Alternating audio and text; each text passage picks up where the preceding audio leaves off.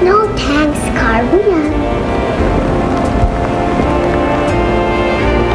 Klase talagang batang to. Chechu, matagal-tagal ka na rin dito sa akin, no? Hindi ka ba hinahanap ng mga magulang mo? Hinahanap. Saan ka magpapasko? Secret. Lan, excuse me lang po. Bakit ganyan ang itsura mo? May concern ka ba? Wala, pinayagan mo ba talaga si Bogart umuwi? Oo naman. Pinabaunan ko pa nga ng dollars eh. Para pagpunta niya sa Brazil, miss na siya ng mga magulang niya tsaka mga kapatid. Paano ako? Paano kami ni Bogart? Paano kung hindi na siya bumalik? Bakit? Natatakot kang maging matandang dalaga? Wala namang kinalaman ng pag-alis ni Bogart. Ngayon pa lang sinasabi ko na sa'yo, matandang dalaga ka na. Kanina, hintay na tayo ng challenges. Malingas-ngas mo yan.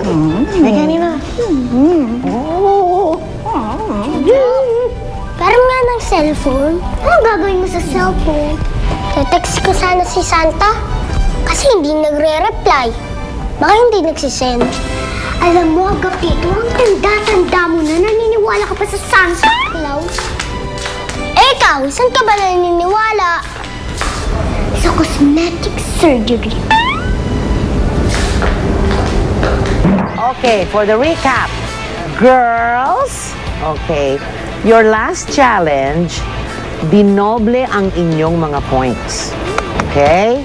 So, ito na ang standing natin. So, of course, I have to start from the last, diba? And I just would like to congratulate Bella for being consistent in the last, diba? Even in the third round? Even in the third round, you are so... I like you for that. And then, but the spirit of fun is very much there on your face, diba? Yan ang gusto ko. And then, ang susunod kay Bella is Sunshine. Okay? Okay, and after Sunshine, pataas na yan, ano? Is RC. And would you believe, on the top rank, we have a tie.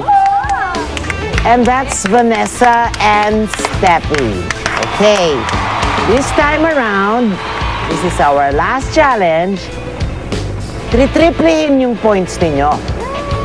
So meron pa talagang pag-asang makabawi. Diba? Bella, yes. Ano, Bella? Makakabawi pa tayo at magiging consistent pa rin. And by this time, siguro naniniwala ka na sa Pasko.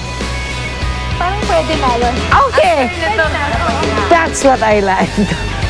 Fighting spirit, okay na okay yan. So, Pero, mga kontra Santa, naniniwala ba kayo? Kayang tawirin ni Salve ang tulay na yan para mag-demo yes. gamit ang kanyang ilong? Hindi. Ha? Huh? Lalakad lang lang. Okay. Lalakad lang lang. Hindi ka naniniwala sa ganda ko, tapos ngayon sa demo naniniwala kayo, ang nadaya yun naman. Ang pilit naman. So, naniniwala, hindi ka na rin naniniwala sa Pasko? Naniniwala. May paniki. Siyempre na, nahanap ka na ng iyong mga tauhan. Sinusundo ka na ng mga paniki? Tapos ang laki-laki sinabukan ng bibig mo, malakuweba. Oo, kaya gusto Kaya ko pumasok. Panik? Panahon na. Well, dahil tinadaan mo ako, Mayor Doma. Sige. So, wag ka nang maging paniki. Don't panic. Oo. Don't panic. Don't be a panicky. Don't be panicky. Yan. Gawin mo na. Don't worry, if you fall, I just look. Para sa challenge na ito, kailangang tumawid sa beam ang mga girls papunta sa kabilang station kung saan makukuha ang mga stars. Pagkakuha ng isang star, muli silang tatawid sa beam para ilipat ang stars sa kabilang station. Sakaling mahulog sila sa beam, kailangan nilang bumalik sa dulo at magsimulang tumawid muli. Paramihan sila ng makukuhang mga star hanggang maubos ang oras. Alright, girls, handa na ba kayo? Can we start? Good luck sa inyo lahat. I hope you guys will not get wet, but if you get wet, I will give you the towel, so don't worry. So let's do this! Agad-agad! Simula na!